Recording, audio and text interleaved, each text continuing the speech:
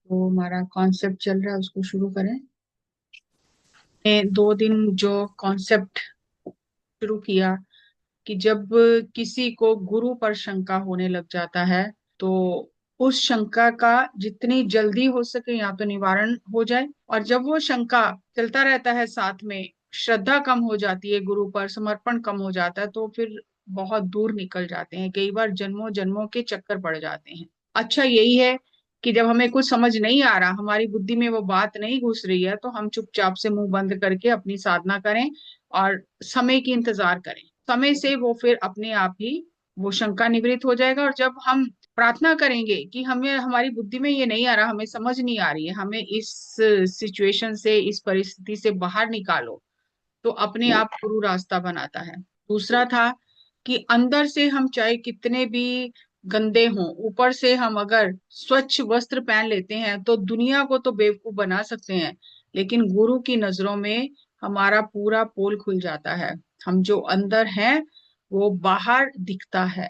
और गुरु तो जान ही लेते हैं, लेकिन अगर आप देखो, अपने आसपास देखो, तो आप अपने रिश्तेदारी में, अपने दोस्तों में, तो हम ये कहते हैं ये झूठा है, ये अंदर से कुछ और है, बाहर से कुछ और है, इसकी बातों पे भरोसा मत करना। लोगों को भी पता चल जाता है। तो जहां गुरु की बात है, तो गुरु तो हमारी नस नस जानता है। तो ऊपर से हम कितने भी स्वच्छ रहें, उससे गुरु को कोई मतलब नहीं है। अंदर से हम कैसे हैं, गुरु वो देखता है। गुरु ये नहीं देखता कि आपके पास पैसा कितना है, आपने कितने अच्छे कपड़े पहने, आप सेवा कितनी कर रहे हो, आप साधना कितनी कर रहे हो। गुरु ये देखता है कि आपका हृदय, आपकी आत्मा कितनी पवित्र है। आत्मा पवित्र है तो बाहर के मैले कुचैले कपड़े, गुरु को कोई फर्क नहीं पड़ता उससे। लेकिन अगर आत्मा मलिन है और ऊपर से कितने सुंदर वस्त्र पहन लें, तो गुरु ऐसे जो सेवक होते हैं, सिख होते हैं, उनकी तरफ देखता भी नहीं है। और वो फिर अपना जन्म इस तरह से हार जाते हैं जैसे जुए में कोई जुआरी अपना जन्म हार के चला जाता है। हमें लगता है हमने बहुत कुछ कमा लिया, लेकिन दुनिया को बेवकूफ बना सकते हैं, अपनी आत्मा को और गुरु को हम भ्रमित नहीं कर सकते। और फिर अब गुरु अमरदास जी कहते हैं कि मान लो मुझे पता चल गया कि मैं अंदर से कुछ और हूँ, बाहर से कुछ और हूँ, और मुझे ये मन में आ गया कि मुझे अब अंदर बाहर से एक होना है। पहले तो मुझे अपनी कमी पता चली कि गुरु पे शंका है और शंका कैसे निवृत्त करना है। अब पता चला कि मैं अंदर कुछ और हूँ, बाहर कुछ और हूँ। तो अब मुझे एक होना है अंदर और बाहर से। अगर मुझे अध्यात्म के मार्ग पर चलना है तो अंदर बाहर से एक होना है। तो अब एक कैसे होना है, तो उसका वो बता रहे हैं गुरुजी के अंदर और बाहर से सिख एक कैसे हो सकता है। तो गुरबानी में एक उनका ही वचन है कि जियो निर्मल, बाहरो निर्मल। भाई आत्मा भी पवित्र है और बाहर से भी पवित्र है। बाहर से पवित्रता का मतलब वस्त्रों से नहीं है। बाहर की पवित्रता का मतलब है कि जो हम मुंह से बोलते हैं, जो हम कर्म करते हैं हमारे, वो भी पवित्र है, उसमें भी हेर फेर नहीं है। बाहरो त निर्मल, जियो निर्मल, सतगुर ते करनी कमानी। अब बाहर से और अंदर से एक कैसे हो, तो कह रहे हैं कि उसका एक मात्र रास्ता है, सतगुर ते करनी कमानी। कि जो गुरु ने तुम्हें करने के लिए कहा है, जो गुरु ने तुम्हें सिद्धांत दिया है, वचन तुम्हें दिया है कि आप ये करो और हम तब आपकी सहायता करेंगे, जो गुरु ने रास्ता बना के दिया है, जब गुरु के बताए हुए रास्ते पर चलकर साधना करेंगे तो अंदर और बाहर से एक हो जाएंगे। अब गुरु कुछ कह रहा है, हम कुछ कह रहे हैं। गुरु कह रहा है पूरब की तरफ जाओ, हम पश्चिम जा रहे हैं। गुरु कह रहा है उत्तर जाओ, हम दक्षिण जा रहे हैं। कि पहले ठीक है, गुरु तो बता ही रहा है, पहले उधर भी तो घूम के आए, लोग तो उधर ही जा रहे हैं, उधर तो ज्यादा भीड़ जा रही है, तो पहले देख तो आए उधर क्या हो रहा है, क्या पता उधर जल्दी कुछ मिल जाए, तो हम अपनी यात्रा को लंबी कर लेंगे। तो गुरु जी यह सूत्र दे रहे हैं कि अगर आप अंदर और बाहर से एक होना चाहते हो, सही मायने में अध्यात्म के मार्ग पर आगे बढ़ना चाहते हो, तो एक ही एक सूत्र है कि जो गुरु कह रहा है वो पकड़ लो। गुरु के वचन पकड़ लो और चल पड़ो। जब आप गुरु के वचन पकड़ के चल पड़ोगे तो कूड़ की सोए पहुंचे नाई मनसा सच समानी। तो वो झूठ जो है, जो कूड़ है, जो अंदर तक हमारे धस गया है झूठ, तो उसको जैसे कहते हैं, जो चीज घर में जैसे फैल जाती है तो हम कहते हैं ना ये कूड़ा बाहर निकालो, तो मतलब इतना झूठ बोल बोल के अंदर कूड़ा कर लिया हमने। तो वो कह रहे हैं कि जब आप गुरु के दिए हुए वचनों की पालना करोगे, गुरु के दिए हुए सिद्धांत पर चलोगे, तो कूड़, झूठ की तो आपके अंदर खबर तक भी नहीं जा पाएगी, बोलना तो दूर की बात है। झूठ की खबर तक अंदर नहीं जा पाएगी। और आपका मन, मनसा, एक होता है मन, एक होता है मनसा। मनसा मतलब मन के अंदर जो विचार है, जो वृत्तियां हैं, वो कह रहे हैं वो भी सच्ची ही उत्पन्न होंगी। ये गलत विचार, नकारात्मक विचार, फालतू विचार, ये कुछ नहीं आएगा आपके अंदर। जो भी बात उठेगी मन में, वो सत्य की बात उठेगी, नहीं तो आपका मन शून्य में रहेगा। वहां झूठ की खबर तक नहीं जा सकती है, झूठ बोलना तो दूर की बात है। तो कह रहे हैं कि जन्म रतन जिन्नी खटिया पले से बंजारे। इस तरह गुरु के मार्ग पर चलकर जिन्होंने, जिन व्यापारियों ने, बंजारे मतलब व्यापारी, जिन व्यापारियों ने अपने जीवन रूपी ये रतन जो है, इसमें कमाई कर ली, कह रहे हैं खट्टी खाट ली, कमाई कर ली, वो बहुत ही उत्तम व्यापारी हैं, जिन्होंने गुरु के वचनों पर चलकर अपने इस जीवन रूपी रतन को लेकर कमाई की, नफा हुआ, उन्हें नुकसान नहीं हुआ, नफा कमा के घर गए। तो ऐसे बंजारे, ऐसे व्यापारी धन्य हैं। कह नानक जिन मान निर्मल सदा रहे गुरु नाले। कह रहे जिनका मन इतना पवित्र हो गया कि कूड़ झूठ की वहां खबर तक नहीं जा सकती है, मन में कोई गलत विचार नहीं उठता है, मन शून्य में रहता है, या अच्छे विचार उठते हैं, लोक कल्याण के विचार उठते हैं। कह रहे ऐसा जो सिख है, जिसका मन इतना निर्मल हो गया है, फिर वो आत्मा के स्तर पर सदा गुरु के साथ ही रहता है। गुरु के साथ रहने का मतलब ये नहीं है कि 24 घंटे गुरु के पास बैठे रहे, पांव दबाते रहे, कपड़े धोए, गुरु की सेवा करें, खाना बना के दें, नहीं। वो कह रहे हैं उसकी आत्मा गुरु के साथ अभेद हो जाती है। फिर जो उसके अंदर विचार उत्पन्न होता है, वो उसका खुद का नहीं होता, वो गुरु का ही होता है। उसके माध्यम से फिर जो भी काम होता है, वो गुरु का ही काम होता है, फिर गुरु करता है, वो खुद करता नहीं है। इतना पवित्र हो गया कि उसके अंदर गुरु ने ही अपना ठिकाना बना लिया।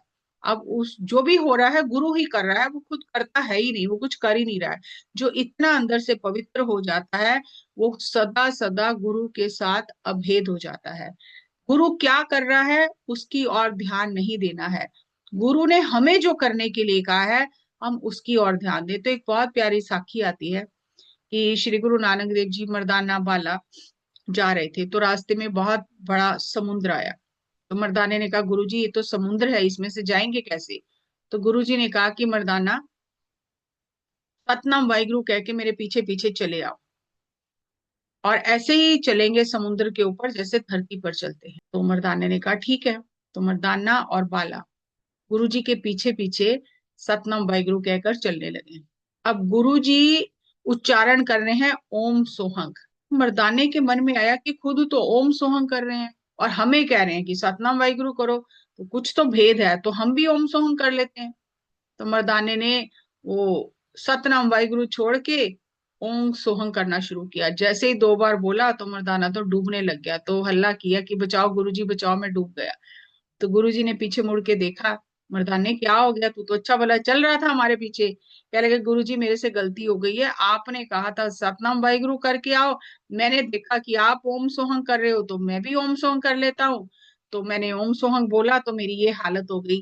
तो गुरुजी ने कहा, मर्दाना गुरु क्या कर रहा है वो नहीं देखना, तुम्हें जो करने के लिए कहा गया है तुम वो करो, उसी में तुम्हारा कल्याण है, उसी में तुम्हारी भलाई है, अपनी बुद्धि नहीं लगानी है। जो गुरु ने करने के लिए कहा वो कहना है, वही करना है। तो फिर मर्दाने ने जो गुरुजी ने कहा, गुरुजी ने फिर उसको बाह पकड़ के ऊपर उठाया और कहा कि तुम वही कहो जो हमने कहा है तुम्हें कहने के लिए, हम क्या कह रहे हैं उसको मत देखो। तो बहुत बार सिख शिष्य भ्रमित हो जाता है, उसको लगता है कि गुरु के साथ ही तो हूँ हर समय, तो जो गुरु कर रहा है मैं भी कर सकता हूँ। जैसे कल भी बात हुई, शंकराचार्य जी ने कहा कि मदिरा दे दो, तो सबने पी ली। और जब उन्होंने कहा कि वो लोहा पिघला हुआ था, तो उन्होंने जाके कहा कि 1 गिलास भर के लोहा दे दो, तो उन्होंने पी लिया, तो सारे भाग गए कि अरे ये लोहा कौन पिएगा। तो गुरु की करनी में बहुत रहस्य होता है। गुरु की करनी गुरु ही जानता है, शिष्य सिख कितना भी करीब हो वो नहीं जान सकता। और गुरु भी परीक्षा लेता है, ऐसे ही अभेद नहीं हो जाते गुरु जी, गुरु में अभेद नहीं हो जाते। तो ये एक साखी आती है कि जब गुरु अंगद देव जी शरीर छोड़ने लगे और उन्होंने गुरु अमरदास जी को गद्दी दी, तो गद्दी देने के समय उन्होंने गुरु अमरदास जी को कहा कि आप वाहिगुरु बोलो, आंखें बंद करो, देखो। जब गुरु अमरदास जी ने आंखें बंद की तो उन्हें दिखा कि सारी रिद्धियां सिद्धियां हाथ बांध के खड़ी हैं कि हमें हुक्म करो क्या करना है। तो गुरु अंगद देव जी ने कहा कि आज से ये सारी रिद्धियां सिद्धियां आपकी आज्ञा में काम करेंगी। फिर जो लक्ष्मी माता, लक्ष्मी है, धन की देवी है, और जितने देवी देवता हैं वो सब खड़े हैं हाथ बांध के। तो उन्होंने कहा कि जो हमें हुक्म करोगे, जो आज्ञा करोगे, हम आपकी आज्ञा का पालन करेंगे। इस तरह से सारे ब्रह्मांड की शक्तियां उन्होंने दिखाई और कहा कि हम आज आपको अपने सिंहासन पे बिठा रहे हैं, हम ये विधि पूरी कर रहे हैं, तो ये सारी शक्तियां आपके अधीन रहेंगी, आपके सामने हाथ बांध के खड़ी रहेंगी। जब चाहो, जो काम चाहो इनसे करवा लेना।